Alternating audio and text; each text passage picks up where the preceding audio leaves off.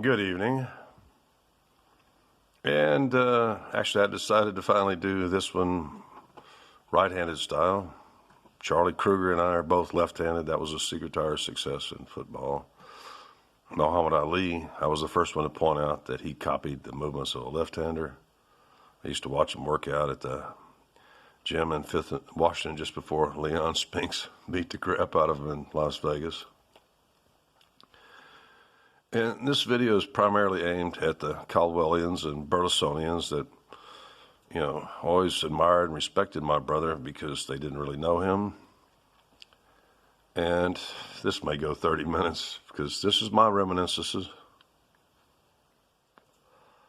And one of my primary objectives here is because I know that there's probably some Fruit Loop out in California right now trying to begin writing a biography of my brother, Charles Andrew Krueger, a longtime 49er.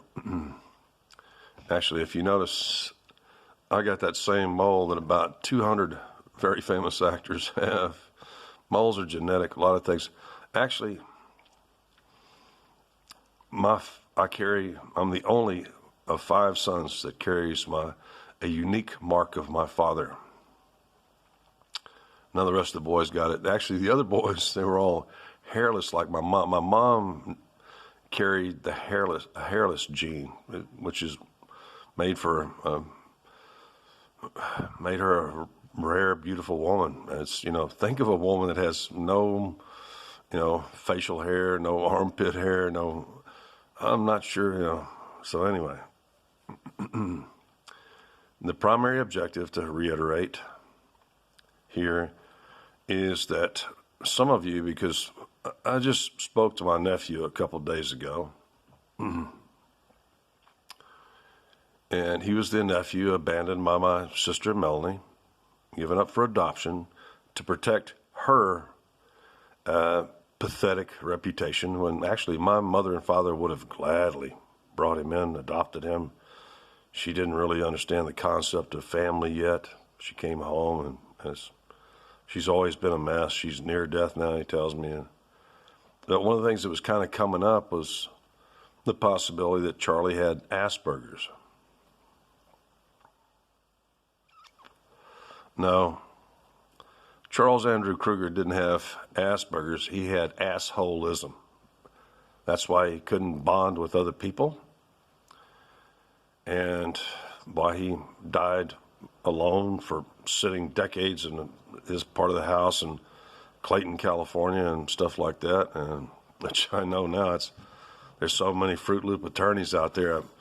I know what my brother wants me to do. He wants me to come and claim my inheritance from him. I'm his only correct, lawful heir, and yet I can't find any legal representation out there that isn't involved primarily in Fruit Loop law. They're all doing employment law, which means if you're transgender, yada, yada.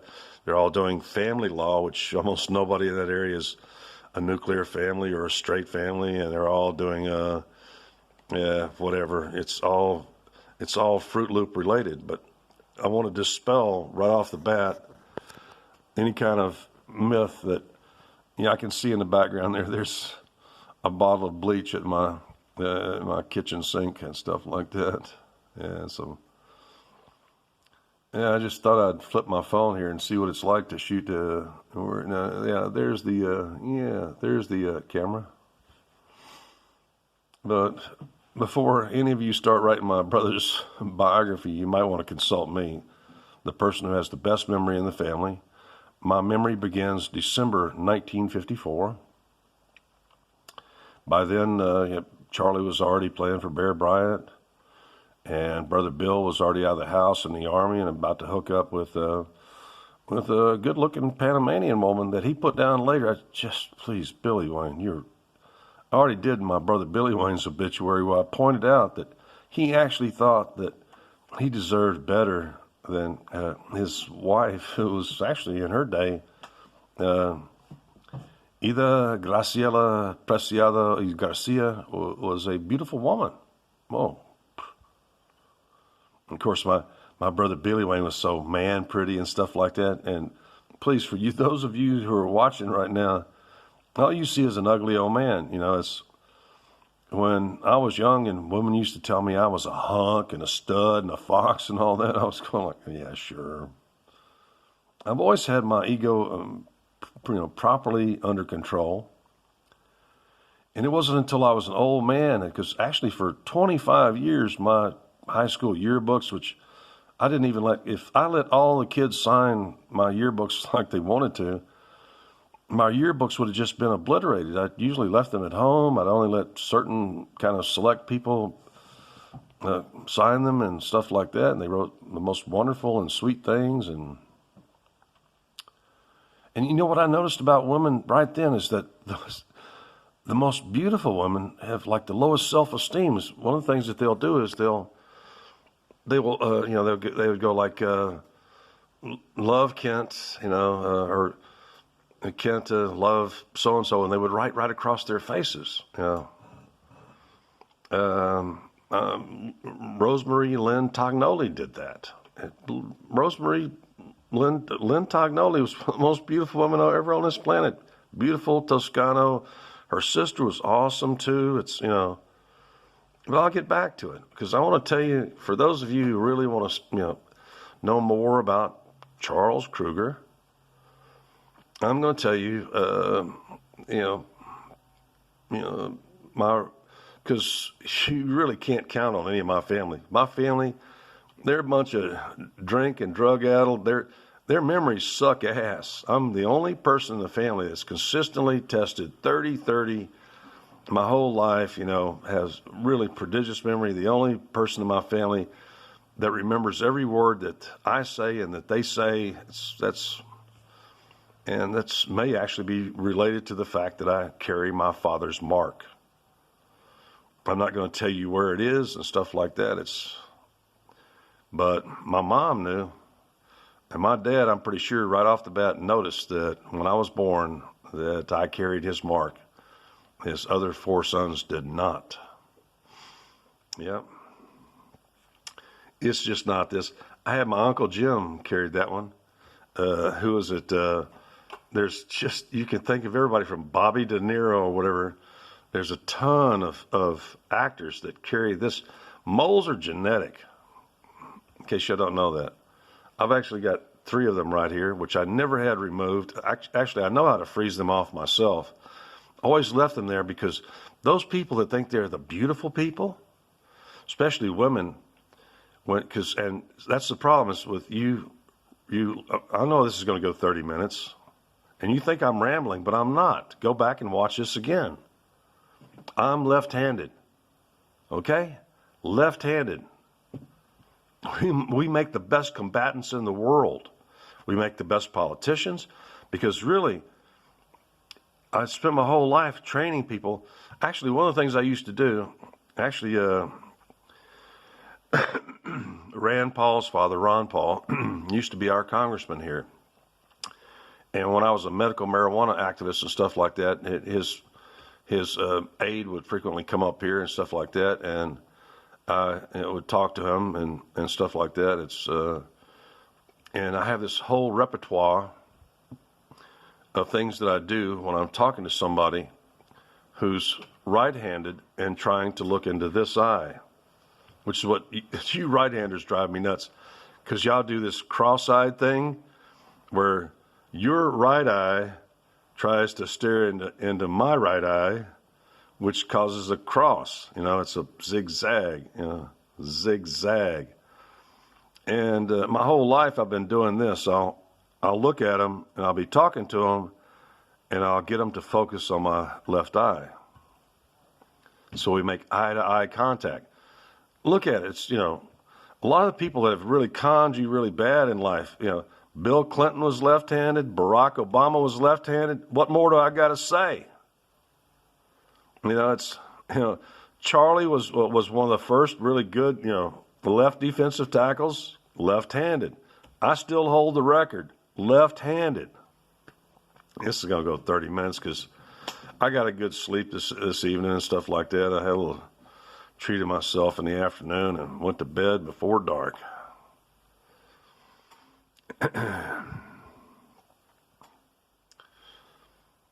I guess I'm going to start out with my earliest recollections of Charles Andrew Krueger. For all you Caldwellians, this is it.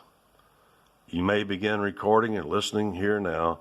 Anybody's going to do his biography, I will take you to court and sue your ass off if you don't tell the story straight.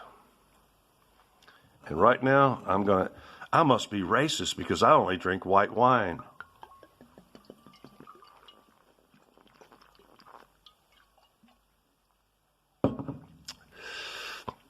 It was sometime about,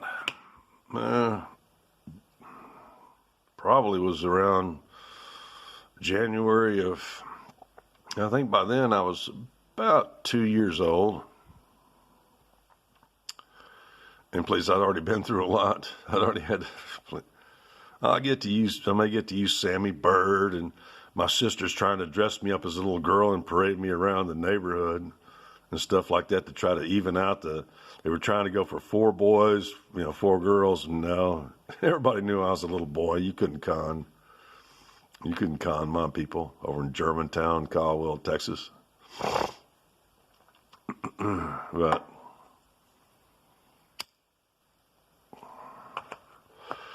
I remember it was like one afternoon. I'm pretty sure I'd had an afternoon nap. I was always the good kid. Actually, I slept through the night right from the beginning. I wish I could tell you the story of my birth real quickly here, but actually I may Dr. Joe Smith, the much beloved sculptor and doctor of Caldwell, Texas, since my mother was then 42, had ordered my mother to appear at the hospital, which we didn't have a hospital here then. We didn't have Thomas Goodnight. So he had ordered my mother to show up at, I'm sorry, now I can't, let's just say it's the hospital in the county seat of Milam County or whatever. And you see, I really got to protect my mother's maiden name. Actually, I don't really have to protect it too much because none of you know my mother's real maiden name. But on the night I was born, my dad loaded up and everything, and my mom was already mad because Dr. Joe Smith, my mom had her first 7 children at home. My brother Billy Wayne and Charles were both born in the upper story of that brand new brick building in Caldwell called the fire station, right next to the power plant that my father ran, and he was the only ever paid fireman. William Wayne Krueger, Sr., was the only ever paid fireman in the history of Caldwell. Plus, he did the annual maintenance. He had to hire other guys. When you're a big man, you always got a job. That's one of the great things about being big. You small men out there, you through Hollywood, you always have yourself positioned as the hero that beats the big man down, and always, because Hollywood was created by a bunch of little communist, fag, Jew, little loser fuckers, and you always like portraying yourself as the guy that takes down the big, mighty, rich man,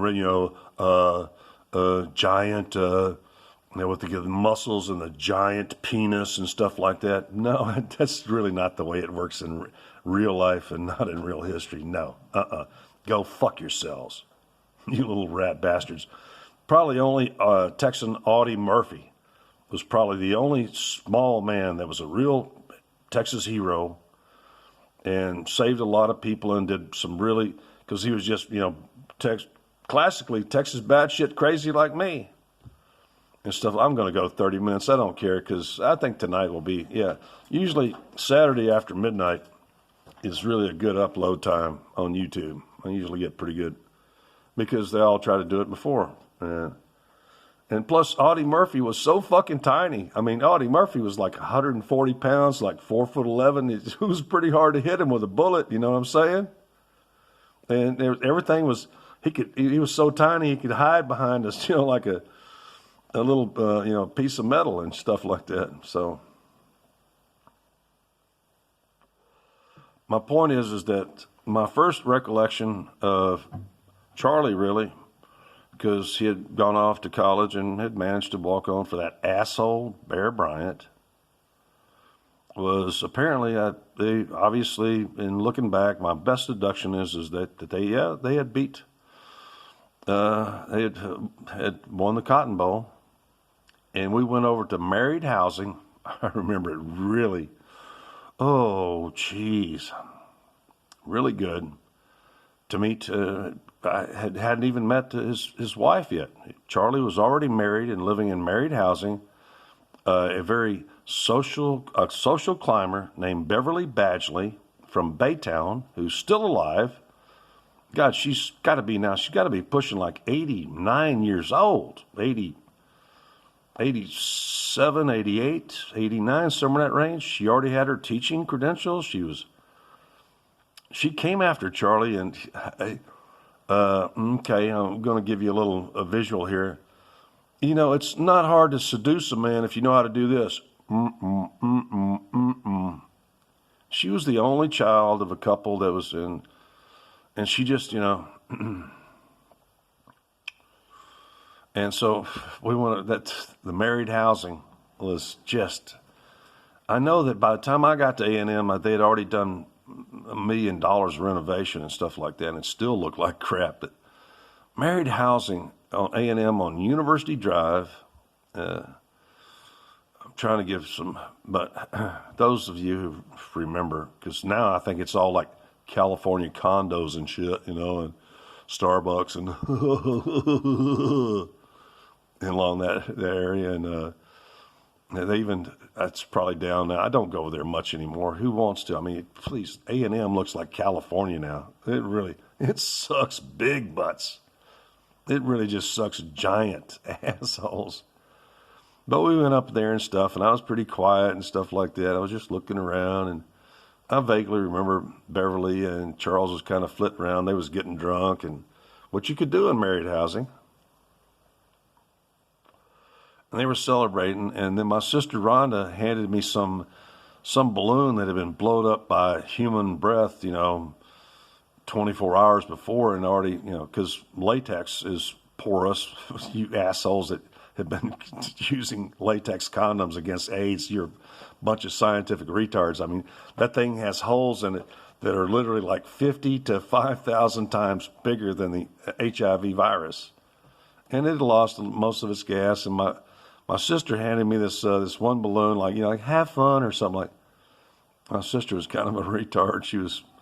She had this tongue tied. Rhonda had this period until she was like 7 years old. I think it was after. Actually, I've got to tell that story right now because it goes back to my birth. I didn't tell that real. When my mother went up to that hospital, I was already crowning. My mother was fucking tired. Joe Smith was late by over an hour, and my mother told that virginal nun nurse at a Catholic hospital, her exact words are, "You get out of here and let me have my baby." And then she came back and goes, "I've never seen nothing like that." My mother had 7 children at home alone without any help before going to that stinking hospital, which cost $35. My parents I saw the actual check. My parents kept that check because I was their most expensive child. The rest of them, they started off like Billy Wayne was like $2 for the doctor to drop by and put the silver nitrate in the eyes and sign the birth certificate a day or two after they're born. That's the problem in my family, is that I know their exact birth dates, including mine, and none of it matches the official legal record. Anyway, so it's just so hilarious. So many of you people out there are just hilarious. Anyway, and Joe Smith messed around and stuff and signed my birth certificate like a full an hour and a half after I was born. My mom already had me cleaned up. I already had a gut full of colostrum and stuff like that. And 4 hours later, she was cooking breakfast for her husband and like the 5 or 6 remaining children, in the house and stuff like that. It's so many of you women today, you do not impress me at all. You're not no natural born woman. You want all kind of dopes. You want to have your bellies cut open. You're just not genetically appropriate to bear children like my mother. Okay, I'm going to get on here. I probably will do 30 minutes. I'll get back to it. So we start with my first memory of Charles Andrew Krueger and Beverly Badgley Krueger, who he apparently got married his end of his junior year for about and they had won the Cotton Bowl with Bear Bryant, which I want to remind you, Bear Bryant did not resign from Texas A&M and go to Alabama. Bear Bryant was fired for kicking players in the asshole and doing all kind of other creepy ass shit. And yeah, most of the team was on drugs. It's in the book right there. It's in his own memoirs where he did a drug raid when he probably was one of the biggest drug abusers. Coach Paul Bear Bryant, without any doubt to me, I don't give a fuck what you say. I was there. Paul Bear Bryant was probably one of the biggest meth heads, amphetamine fuckers out there. And he dared to do a drug raid on his own football dorm. I think Henderson Hall had been built by then. I used to live in Henderson Hall before Kane Hall was built. At least we finally got a Jewish name on it, fucker. My point is that we were there in married housing, and my sister Rhonda passed me this kind of half-deflated balloon, and I took one look at it, and from childhood memory, because I went off the teat when I was 6 months old, unlike my brother Billy Wayne, which my mama always said, Billy Wayne was a greedy pig. He just sucked off, and she actually liked that. My mom actually liked the fact that my brother Bill, my mother breastfed all 8 of us. And you know what? If you're not breastfed with natural human milk and stuff like that, and you don't get skin-on-skin contact, you're never going to be as smart as me. See, that's the difference between me and you and almost most human beings in the so-called first world, is that you are all a bunch of bottle-fed losers with these really small, uncomplicated brains with very few interneuronal connections. I know all this science. You can't con me. It's just, I deal every day with people that the minute I start talking to them, I can tell that they were bottle fed and that their parents neglected them and had almost no skin-to-skin contact and really didn't, and this gave them all the signals that they were unwanted and unloved. Let me go back, I'll tie in, because that's kind of the end of that story. My sister Rhonda handed me that deflated balloon, and I said, and that was the only thing I said that night before I kind of got snatched up, and I said, it looks like a titty.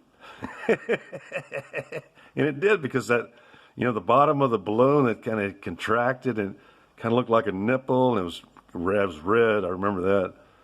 And I was going, hey, it looks like a titty.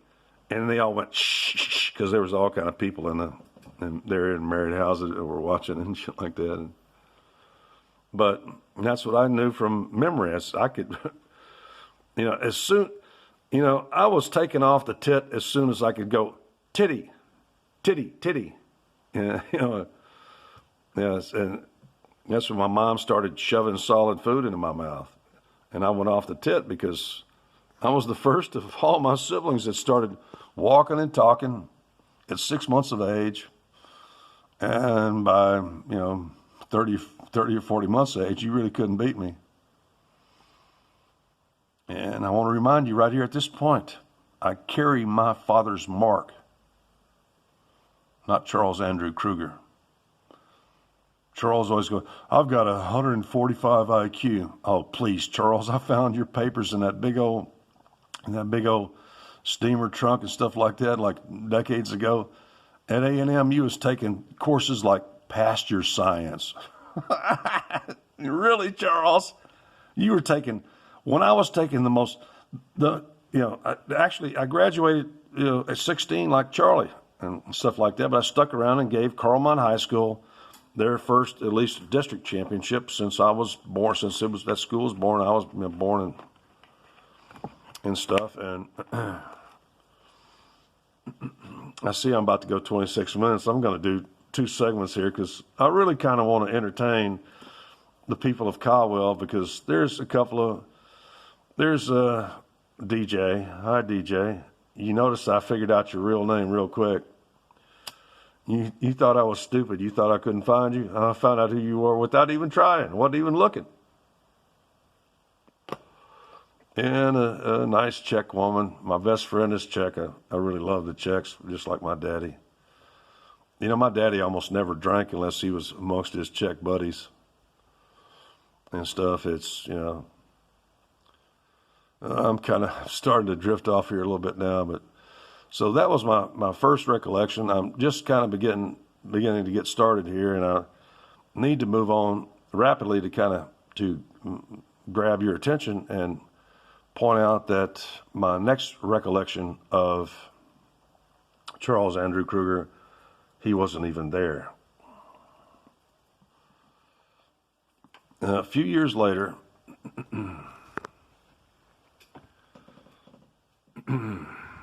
Beverly Badgley showed up without Charles Andrew Krueger. I think this was the summer of I'm sorry, the nerve damage in my right arm makes it hard for me to keep it still.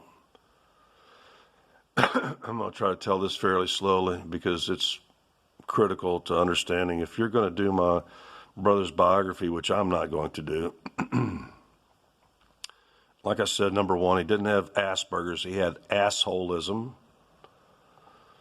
But at an early age, he got seduced by a woman that was really kind of wicked. She claimed that Charles was a snake, and she claimed her second husband was a snake.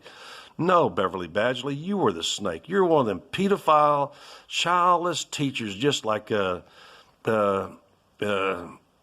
Lewis broad. It's Marilyn Steinecke Lewis, Polish Jew from Cleveland, who never had a child, was sterile from the time she was. I'm going to get on with it here because I got only like 2 minutes to kind of do this story before I move to the next, because I know not to try to upload more than 30 minutes at a time. About 1960, that's obviously the time that Charlie and Beverly's first attempt at making a baby failed. I believe them in this case when she finally told me in about 68, when I went to live with them, that their firstborn, which I think she had her tubes tied immediately, had died of cystic fibrosis within 24 hours. So what does she do? She comes straight to Texas, leaves Charlie behind. They had obviously had a big blowout because she obviously had herself sterilized. And this is what I remember is really like a dark time for me too, because I got ill during this. I may go 31 or 30. I don't really care. I may go a whole hour here if I feel like it. She came by and snatched up the kids with all kind of promises and stuff like that to really show them a good time.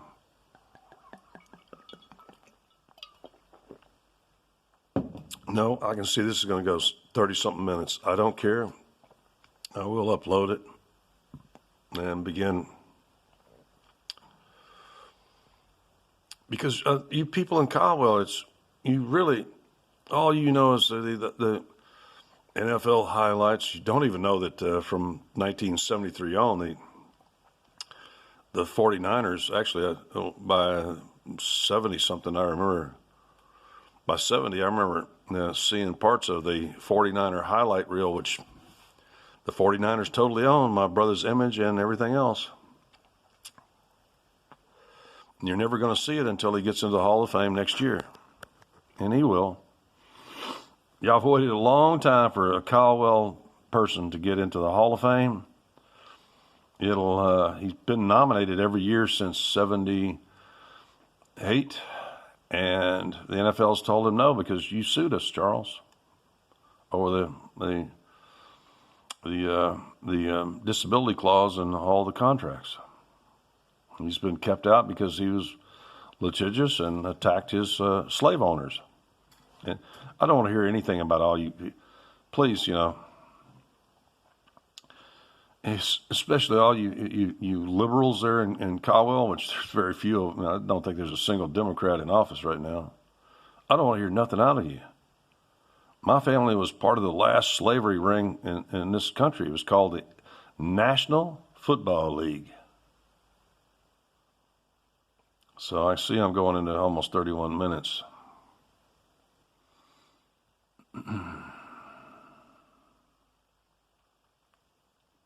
So, as I was saying, secret of genius is to be able to take somebody down a train track, go off on a tangent, and then bring them back on. And I'm fully focused tonight. And what I was telling you about was when my sister-in-law, Beverly Badgley, a couple of years older than my brother, had her first child had died of apparently of cystic fibrosis. I believe them. She had herself sterilized right then because, as to my best of my knowledge, CF is genetic, and it does not run in my family. It must have run in her family. And I know her parents and stuff like that, and her uncle, it was Abe and Babe and stuff, Badgley and stuff like that. They're good people. He used to work for Humble, and they